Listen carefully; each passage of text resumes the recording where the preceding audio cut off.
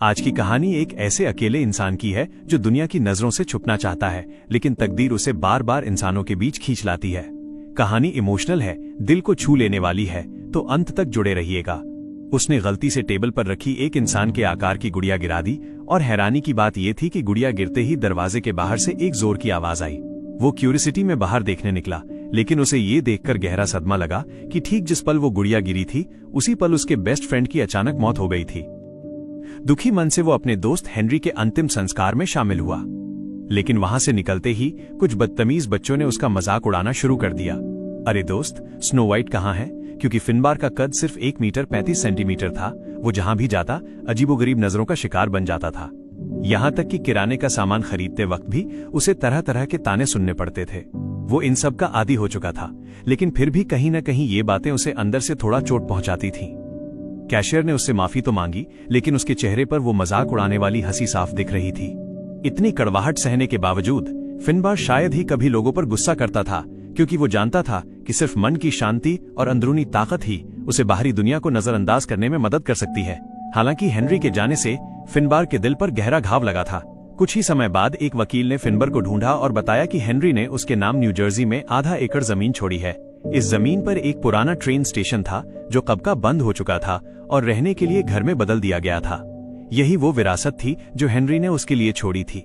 शायद लोगों की ठंडी नजरों और मजाक से तंग आकर फिनबार ने उसी पुराने ट्रेन स्टेशन में शिफ्ट होने का फैसला किया।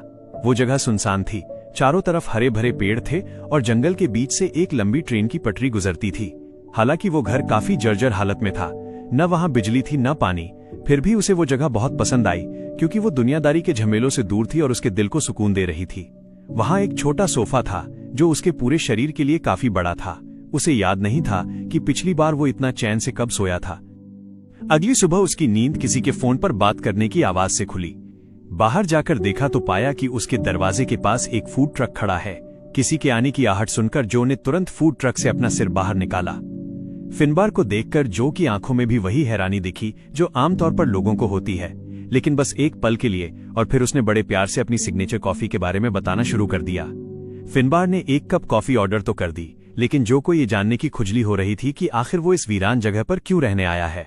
किसी अजनबी को सफाई देने का फिनबार का कोई मूड नहीं था, इसलिए उसने जो को बस जल्दी कॉफी बनाने को कहा। शायद लंबे समय से कोई नया चेहरा न देखने की वजह से जो कुछ ज्यादा ही उत्साहित था। कॉफी देते वक्त उसने अपना परिचय दिया और इस तरह दोनों की जान पहचान हुई। जब फिनबार सामान लेने बाहर निकला तो उसका सामना एक लहराती हुई कार से हुआ जिसका ड्राइवर फोन पर बिजी था, और उसने फिनबार के छोटे से कद को देखा ही नहीं। कार को अपनी तरफ आते देख अपनी जान बचाने के लिए उसे झाड़ियों में कूदना पड़ा। उसी वक्त ओलिविया भी कार से बाहर निकली। वो दौड़कर फिनबार को उठाने आई, लेकिन खुद ही फिसलकर गिर पड़ी। हालांकि ओलिविया की वजह से फिनबार की हालत खराब हो गई थी, लेकिन वो गुस्सा नहीं हुआ। अपनी गलती सुधारने के लिए ओलिविया ने उसे लिफ्ट ऑफर की, लेकिन उसकी ड्राइविंग स्किल्स देखकर फिनबार ने साफ मना कर दिया। जैसे ही फिनबार सुपरमार्केट में घुसा, मालिक उसे हैरानी से देखने लगा। जब वो खरीदारी कर रहा था तो मालिक ने कैमरा निकालकर इस अनोखे छोटे इंसान की फोटो तक खींच ली। फिनबार, जो इन सब का आदी था, उसने मालिक से कोई बहस नहीं की। रोजमर्रा का कुछ सामान लेकर वो काउंटर पर गया। हैरानी की बात यह हुई कि घर लौटते वक्त उसका फिर से ओलिविया से सामना हो गया। इस बार ओलिविया से गलती से उसकी कॉफी गिर गई और गर्म कॉफी की जलन से वो चीख पड़ी। कार को फिर से अपनी तरफ आते देख फिनबार खतरे से बचने के लिए दोबारा झाड़ियों में कूद गया। ओलिविया को समझ नहीं आ रहा था कि ये बार बार क्यों हो रहा है। वो दौड़कर नीचे आई और बार बार माफी मांगने लगी। मैंने तुम्हें देख लिया था, बस वो कॉफी गिर गई और मैं जल गई थी, इसलिए कार मुड़ गई। ओलिविया ने चाहे कितनी भी सफाई दी, फिनबार को लगा कि वो जानबूझकर ऐसा कर रही है। ओलिविया ने फिर से लिफ्ट ऑफर की, जिसे उसने फिर ठुकरा दिया। जब वो पैदल घर पहुंचा तो देखा जो का फूड ट्रक बाहर खड़ा है। जो तुरंत उससे मिलने आ गया। हालांकि जो वहां रहता नहीं था, पर वो एक तरह से पड़ोसी ही थे।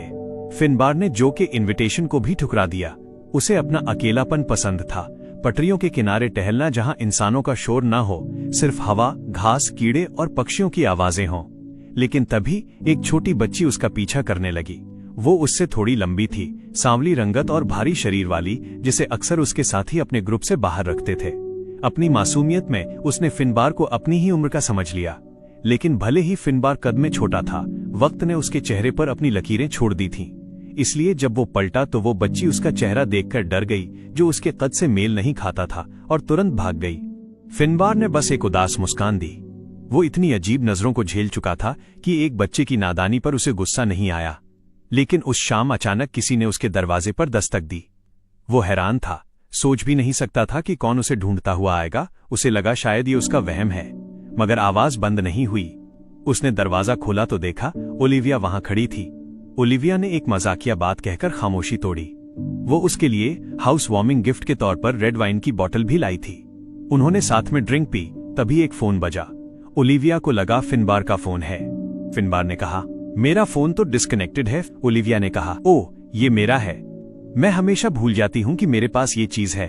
ओलिविया ने फोन उठाया और देखा कि उसके एक्स हस्बैंड का कॉल था। उसने जवाब नहीं दिया। फिनबार ने कोई सवाल नहीं पूछा, ये साफ दिखाते हुए कि उसे किसी से ज्यादा बात नहीं करनी। लेकिन ओलिविया बात करने के बहाने ढूंढ रही थी, कमरे को देख रही थी, और उसने अचानक एक दराज ड्रॉर खोल दी। वो दराज इतनी पुरानी थी कि टूटकर गिरने ही वाली थी, और ओलिविया के खींचते ही पूरी कैबिनेट जमीन पर आ गिरी। ओलिविया भी गिर पड़ी और फिनबार मदद के लिए दौड़ा, लेकिन 8-9 साल के बच्चे जैसे शरीर के कारण वो ज्यादा मदद नहीं कर पाया। ओलिविया खुद ही उठी और सोफे पर बैठ गई। तब जाकर फिनबार ने जमीन पर बिखरी किताबें उठाईं। ओलिविया ने पूछा, ये जगह तुम्हें किसने दी? फिनबार ने बताया, मेरे दोस्त हेनरी ने। वो कब गुजरा? 3 हफ्ते पहले। मुझे अफसोस है, ओलिविया ने कहा और फिर धीरे से बताया, मेरा बेटा सैम 2 साल पहले गुजर गया। उस पल फिनबार को एहसास हुआ कि हर कोई अपना अपना दुख लिए घूम रहा है। बस उसका दुख सबको दिखाई देता है, जबकि ओलिविया का दुख उसके दिल में गहरा दबा हुआ था, एक ऐसी फांस की तरह जो उसे लगातार तड़पाती रहती थी। फिनबार ने तसल्ली के कोई शब्द नहीं कहे, क्योंकि वो जानता था कि ऐसी त्रासदी के सामने शब्द बेकार होते हैं। शायद अपना दोस्त खोने की वजह से वो ओलिविया का दर्द बेहतर समझ पा रहा था। कमरे में सन्नाटा था, लेकिन दोनों के बीच एक अनकही समझ बन गई थी। ओलिविया उस रात वहीं रुक गई, लेकिन वहां सिर्फ एक सोफा था, इसलिए फिनबार को बाथटब में सोना पड़ा। अगली सुबह जब ओलिविया उठी तो उसे एहसास हुआ कि उसने एक अजनबी के घर रात बिताई है। वो तुरंत अपना बैग लेकर निकली, लेकिन जो ने उसे देख लिया। ओलिविया अक्सर जो से कॉफी लेने आती थी और जो उसे पसंद करता था, पर ओलिविया ने कभी भाव नहीं दिया। ये देखकर कि फिनबार ने ओलिविया का दिल जीत लिया, जो तुरंत उसके पास आया और फ्री कॉफी पिलाई। मैं 6 हफ्ते से यहाँ हूँ, वो मुझसे 2 शब्द नहीं बोलती। तुम 24 घंटे से हो और सीधा स्लीप ओवर? जो कुछ गलत समझ रहा था। तभी अंदर से फिर फोन बजा। फिनबार को पता था कि ओलिविया अपना फोन भूल गई है।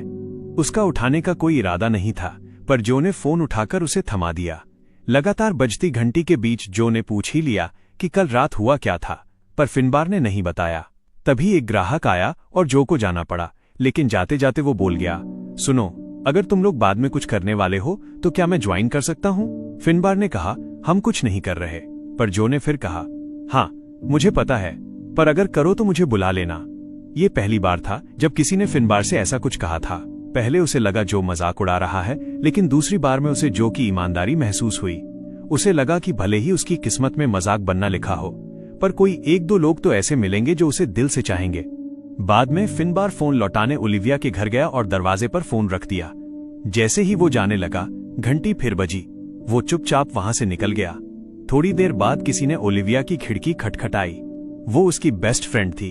बेटे की मौत के बाद ओलिविया शहर छोड़कर इस जंगल में आ बसी थी। उसकी दोस्त उसकी मानसिक हालत को लेकर परेशान थी, लेकिन ओलिविया ने अपनी दोस्त से बात करने से मना कर दिया, क्योंकि उसे देखकर उसे अपने बेटे की याद आती थी। फोन लौटाने के बाद फिनबार लाइब्रेरी गया। वहां निकलते वक्त वो गलती से लाइब्रेरियन एमिली से टकरा गया। एमिली ने उसे देखकर जो रिएक्शन दिया, उससे फिनबार को बुरा लगा, पर वो इसका आदी था। लाइब्रेरी कार्ड बनवाने का प्रोसेस थोड़ा लंबा था। तभी पीछे से ओलिविया की आवाज आई। उसने उसके लिए किताबें इश्यू करवाने की पेशकश की, पर फिनबार ने फिर मना कर दिया। नतीजा ये हुआ कि जब फिनबार घर लौटा तो वो किताब उसके दरवाजे पर रखी थी। जाहिर था किसने रखी है। जो ने भी मौका देखकर बता दिया कि ये ओलिविया ने रखी है। जो को थोड़ी जलन हो रही थी, पर वो फिनबार का दोस्त बनना चाहता था। उसने बियर पीने का ऑफर दिया, जिसे फिनबार ने फिर ठुकरा दिया। फिनबार चाहे कितना भी रूखा व्यवहार करे, जो रोज उसे गुड बाय बोलकर जाता था, और हर बार जो के जाने पर फिनबार को एक अजीब सा खालीपन महसूस होता था। सच तो ये था कि ऐसा नहीं था कि उसे दोस्त नहीं चाहिए थे, बस उसे अब इंसानों पर भरोसा करने में डर लगता था। उसे लगता था लोग बुरे इरादे से आते हैं, इसलिए वो खुद को बचाने के लिए सबसे दूर रहता था। एक दिन क्लियो ने उसे फिर ढूंढा और बात करने लगी। क्लियो अभी बच्ची थी, पर अब समझ गई थी कि फिनबार उसकी उम्र का नहीं है। भले ही फिनबार खुद को अलग रखना चाहता था, जो बार बार उसकी दुनिया में घुस आता था। उनकी बातें कम होती थीं, पर जो उसके दिल का हाल समझता था। जब भी कोई ग्राहक फिनबार को हिकारत से देखता, जो भड़क जाता था। वो चिल्लाता, मुंह बंद रखो अपना। उन मतलबी अजनबियों के मुकाबले जो एक बहुत नेक इंसान था। बहुतों के लिए फिनबार एक चिड़ियाघर के जानवर जैसा था जिसे घूरा जाए, लेकिन जो उसके दर्द को समझता था। फिनबार को अकेले पटरियों पर बैठकर पढ़ना पसंद था और जो हमेशा उसके पास पहुंच जाता था। जो के अपने मकसद भी थे, पर यह सब फिनबार को खोलने का बहाना ज्यादा लगता था।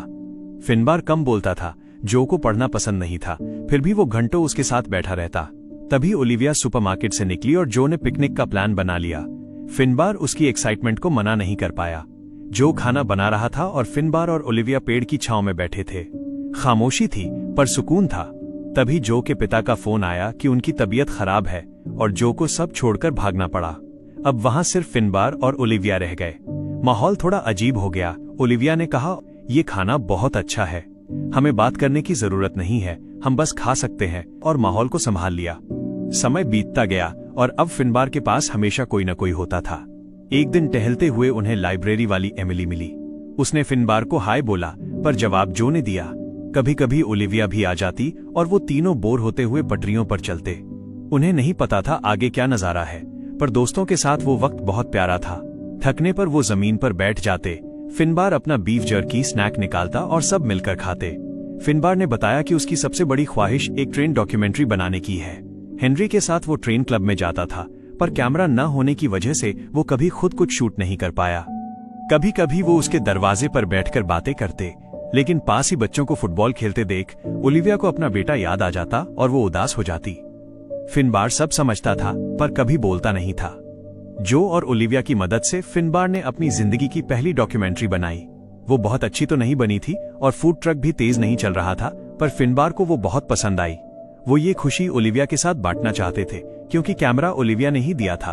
वो उसके घर पहुंचे तो पता चला वो कोई साधारण कॉटेज नहीं, बल्कि एक आर्ट स्टूडियो था। ओलिविया ने बहुत सी पेंटिंग्स बना रखी थी। जो को एब्स्ट्रैक्ट आर्ट समझ नहीं आती थी, पर इससे पहले कि वो कुछ बोलता, ओलिविया ने उसे चुप करा दिया। अब उनकी दोस्ती ऐसी हो गई थी कि वो एक दूसरे की टांग खींच सकते थे। उस रात खाने पर हंसी मजाक के बीच ओलिविया ने पूछा, क्या तुम कभी प्यार में पड़े हो? फिनबार ने कहा, हाँ। फिर क्या हुआ? वो बहुत गुस्सा थी। किस बात पर? मेरे बौना होने पर। पहली बार फिनबार ने अपना दर्द साझा किया। उसने कहा कि इस शरीर के साथ पैदा होना उसकी गलती नहीं थी, फिर भी उसे लोगों की गंदी नजरों को झेलना पड़ता है। जो सो चुका था। ओलिविया ने फिनबार को बेडरूम में सुलाया। वहां मेज पर एक बच्चे की फोटो देखकर फिनबार समझ गया कि वो सैम है। ओलिविया ने उसे बताया कि कैसे उसका बेटा मंकी बार से गिर गया था, जब उसका ध्यान बस 1 सेकंड के लिए हटा था। वो एक खुशमिजाज बच्चा था। सोने से पहले ओलिविया ने झुककर फिनबार को किस किया। ये किस दोस्तों वाला था, इसमें कोई वासना नहीं थी। अगली सुबह ओलिविया का एक्स हस्बैंड डेविड आ धमका। वो सीधा अंदर घुस आया। फिनबार और डेविड एक दूसरे को देख सन्न रह गए। तभी जो किचन से नाश्ता करते हुए निकला। डेविड को लगा ये दोस्तों की गैदरिंग है, तो वो रिलैक्स हो गया। ओलिविया नीचे आई और डेविड को देख उसका चेहरा उतर गया। वो उससे मिलना नहीं चाहती थी। डेविड ने कहा वो उसके फोन नहीं उठा रही थी, इसलिए उसे आना पड़ा। उनके बीच बहस होने लगी तो फिनबार और जो को निकलना पड़ा। फिनबार घर लौटकर किताबों में डूब गया। तभी क्लियो आई और उसे एक इनविटेशन दिया। ये परमिशन स्लिप है ताकि तुम मेरे स्कूल में स्पीच दे सको। फिनबार ने मना कर दिया, वो भीड़ के सामने नहीं जाना चाहता था। क्लियो को लगा सब उसमें सच में इंटरेस्टेड हैं। उसे नहीं पता था कि कुछ बच्चे उसका मजाक उड़ाना चाहते हैं। इधर ओलिविया कई दिनों से गायब थी। जो ने बताया उसे डेविड बिल्कुल पसंद नहीं है। जो ने अचानक पूछा, तुमने सेक्स किया है ना? फिनबार ने कहा, हाँ। जो की क्यूरियोसिटी कम नहीं हो रही थी, पर फिनबार जानता था कि उसका दिल साफ है। अगले दिन फिनबार फिर लाइब्रेरी गया और कार्ड बनवाया। एमिली ने उसके साथ फ्लर्ट किया, जो फिनबार ने जो को बताया। उसे पता था एमिली बस एक नई चीज के तौर पर उसमें दिलचस्पी ले रही है, जबकि जो और ओलिविया की दिलचस्पी दोस्ती वाली थी। सड़क किनारे बैठे हुए उन्होंने ओलिविया की कार गुजरते देखी। उसने रोका नहीं, बस स्पीड बढ़ाकर निकल गई। जो को गुस्सा आया, फिनबार को दुख हुआ, पर उसने दिखाया नहीं। फिर जो के पिता का फोन आया और उसे जाना पड़ा। जाते जाते उसने फिनबार को रात में बार में बुलाया। बाद में फिनबर ने सुपरमार्केट के मालिक को ओलिविया से फोन पर बात करते सुना। ओलिविया होम डिलीवरी चाहती थी। फिनबार डिलीवरी करने गया, पर ओलिविया ने उसके साथ किसी अजनबी जैसा बर्ताव किया। कितने पैसे हुए? उसने पैसे दिए और दरवाजा बंद कर लिया। फिनबार को बहुत चोट पहुंची, पर वो समझ गया कि ये डेविड की वजह से है। शाम को फिनबार बार गया। लोग उसे घूर रहे थे। तभी एमिली आ गई। वो भी किसी का इंतजार कर रही थी। बैठते ही उसके बॉयफ्रेंड का फोन आया कि वो नहीं आ रहा। एमिली उदास हो गई और उसने फिनबार को अपना राज बताया, मैं प्रेग्नेंट हूं। फिनबार को समझ नहीं आया क्या कहे।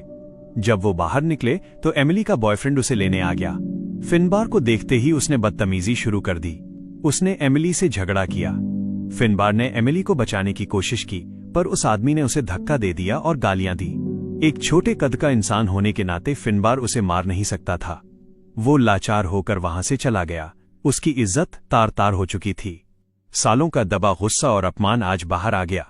उसने एक जगह जाकर जोर जोर से दरवाजे पीटे। अंधेरे में ट्रेन की लाइट उसके चेहरे पर पड़ रही थी। लो देख लो मुझे, मैं यही हूं। वो बार से निकलकर नशे में धुत पटरियों पर चलने लगा और गिर गया। सामने से ट्रेन आ रही थी, तेज रोशनी और हॉर्न। उसने एक सुकून भरी मुस्कान दी। शायद वो अपनी दर्दनाक जिंदगी को यहीं खत्म करना चाहता था। लेकिन अगली सुबह हैंगओवर के साथ उसकी आंख खुली। वो जिंदा था। उसे लगा सपना है, पर टूटी हुई घड़ी बता रही थी कि ये सच था। भगवान ने उसे अभी नहीं बुलाया था, क्योंकि वो नहीं मरा तो ये एक नई शुरुआत थी। फिनबार का मूड अचानक ठीक हो गया। वो ओलिविया के घर गया। देखा वो जमीन पर लेटी है। ओलिविया रो रही थी। पता चला डेविड का किसी और से बच्चा है और वो चाहता था ओलिविया वापस आकर उसे पाले। ये ओलिविया के लिए एक भद्दा मजाक था। वो बस अपने बेटे सम को वापस चाहती थी। फिनबार ने उसका दर्द समझा। सब कुछ बोल देने के बाद ओलिविया को शांति मिली। फिनबार ने भी अपनी पुरानी जिंदगी में लौटने का फैसला किया। उसने फोन खरीदा और पहला कॉल जो को किया। दोनों में सुलह हो गई। वो फिर से साथ बैठने लगे। फिनबार ने खुद को पूरी तरह अपनाने का फैसला किया और क्लियो के स्कूल स्पीच देने पहुंच गया। बच्चे उसे अभी भी अलग नजर से देख रहे थे, पर अब उसे फर्क नहीं पड़ता था। उसने खुद को स्वीकार कर लिया था। कुछ लोग अधूरे या अलग पैदा होते हैं और पूरी जिंदगी दूसरों की नजरों में रहते हैं। खुद को अपनाना आसान नहीं है।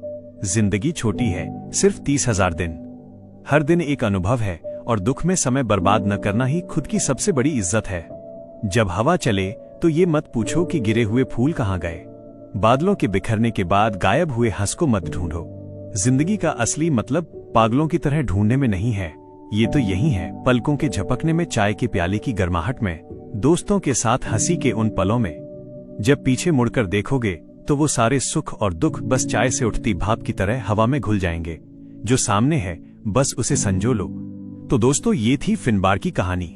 इस छोटे से कद वाले इंसान ने हमें जिंदगी का एक बहुत बड़ा सबक सिखाया है कि हम चाहे कितने भी अलग क्यों ना हो, हम अकेले नहीं हैं। अकेलापन कोई सजा नहीं है और दोस्ती वो मरहम है जो पुराने से पुराने जख्म भी भर सकती है। जैसा कि अंत में कहा गया, जिंदगी बस एक चाय की प्याली से उठती भाप की तरह है, कब हवा में घुल जाए पता नहीं चलता। हमारे पास मुश्किल से 30,000 दिन होते हैं, तो इसे खुद को कोसने में या दुनिया की परवाह करने में बर्बाद मत करो। जो आज आपके पास है, जो दोस्त आज आपके साथ खड़े हैं, बस उन्हें संजो लो, क्योंकि असली खुशी यही है। अगर इस कहानी ने आपके दिल को भी छू लिया है तो यार वीडियो को लाइक जरूर ठोकना। इससे हमें बहुत मोटिवेशन मिलता है। कमेंट करके बताओ कि आपको फिनबार, जो और ओलिविया की इस अनोखी दोस्ती में सबसे प्यारी बात क्या लगी। और हाँ, ऐसी ही बेहतरीन कहानियों के लिए चैनल को सब्सक्राइब करके बेल आइकन दबाना मत भूलना। मैं मिलूंगा आपसे अगली वीडियो में एक और नई कहानी के साथ। तब तक के लिए अपना ख्याल रखें, खुश रहें और जिंदगी को खुलकर जिएं।